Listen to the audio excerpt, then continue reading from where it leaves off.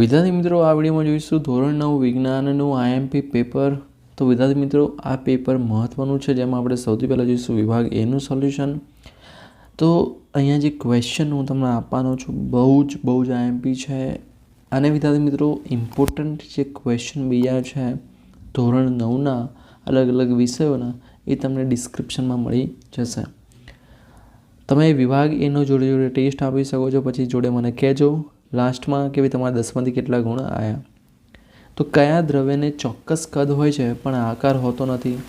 તો જવાબ આવશે અહીંયા સી, પ્રવાહી.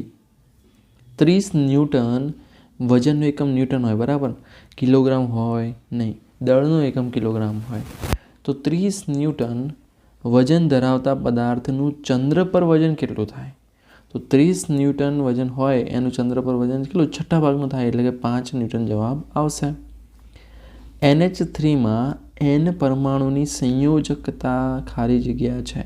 તો સંયોજકતા આઈએમપી છે, બરાબર. સંયોજકતા એટલે શું, બરાબર, એ તૈયાર કરી દેવાનું છે. તો અહીંયા શું આવશે?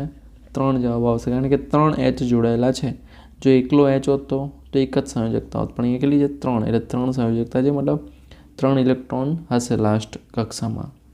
વર્ષા ઋતુમાં ઉગાડવામાં આવતા પાકને ખાલી જગ્યા કહે છે ચોમાસું પાક અથવા ખરીફ પાક. શું કહેવાય? ખરીફ પાક.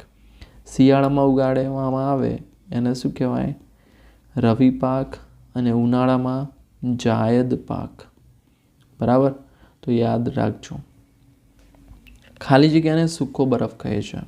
તો સૂકો બરફ કોને કહેવાય? ઘન CO2. બીજ અને ફળોની છાલમાં આવેલા કોષોને ખાલી જગ્યા કહે છે. તો જવાબ આવશે દ્રઢોતક. કોષની અંગિકાઓમાં કોષનું શક્તિઘર કોને કહેવામાં આવે? તો કોષનું શક્તિઘર કોણ છે? ભાઈ કણાભ સૂત્ર છે.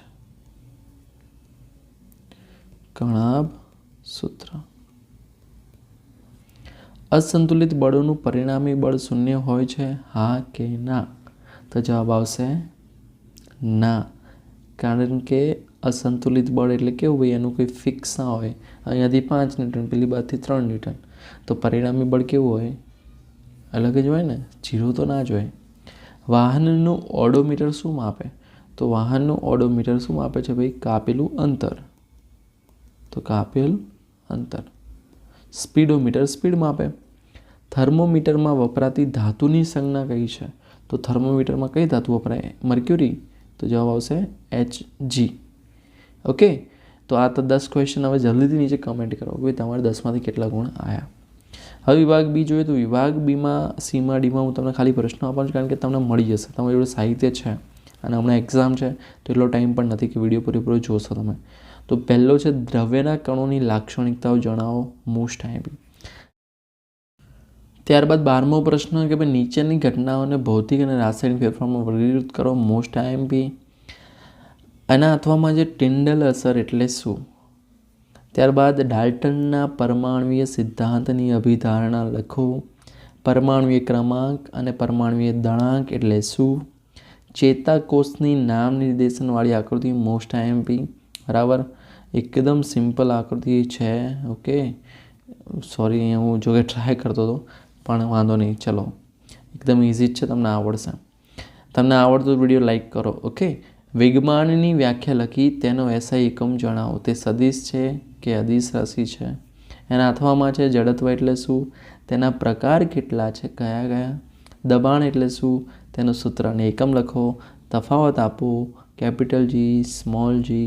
ત્યારબાદ વિભાગ સી, ગુરુત્વાકર્ષણનો સાર્વત્રિક નિયમ સમજાવો અને તેનું ગાણિતિક સ્વરૂપ સમજાવો. તફાવત આપો દળ અને વજન. વનસ્પતિ કોષની નામ નિર્દેશનવાળી આકૃતિ દોરો. એના અથવામાં પ્રાણી કોષની નામ નિર્દેશનવાળી આકૃતિ દોરો. પછી છે નિંદણ એટલે શું? નિંદણ દૂર કરવાની 2 પદ્ધતિઓ સમજાવો. ત્યારબાદ વિભાગ ડી, 4 ગુણના પ્રશ્નો છે, જેમાં અણુભાર એટલે શું તે સમજાવી નીચે આપેલા પદાર્થના અણુભાર ગણો. જો આનો જવાબ લખેલો છે, બરાબર, કારણ કે દાખલો છે. અણુભાર એટલે આણ્વીય દળ, અણુમાં રહેલા પરમાણુઓના પરમાણ્વીય દળનો ઉપયોગ કરીને શોધવામાં આવે છે.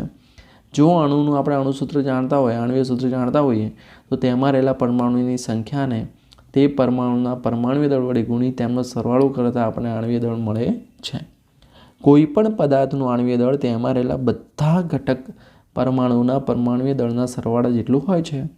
આણ્વીય દળ બરાબર શું થશે? અણુમાં રહેલા પરમાણુના પરમાણુય દળનો સરવાળો. તેનો એકમ છે યુ.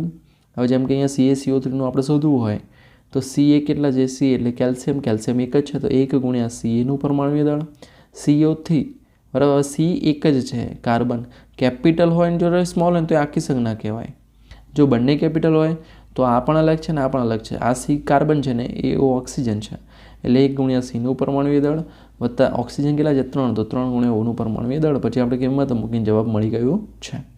તો આ દાખલો છે પૂછાય એવો છે મોસ્ટ IMP. બીજું એક ડિગ્રી સેલ્સિયસ કેલ્વિનમાં ફેરવવાનું એ પણ કરી લેજો. ઓકે, જો કે IMPમાં આપણે બધું ડિસ્કસ કરેલું જ છે. જો એ વિડીયો નથી જોતું જોઈ લેજો. ઓકે, ત્યારબાદ ન્યૂટનના ગતિના બીજા નિયમનું ગાણિતિક સૂત્ર F = ma તારો. ન્યૂટનના ગતિનો બીજો નિયમ આપો એ પણ તૈયાર કરજો. ન્યૂટનના ગતિનો બીજો નિયમ.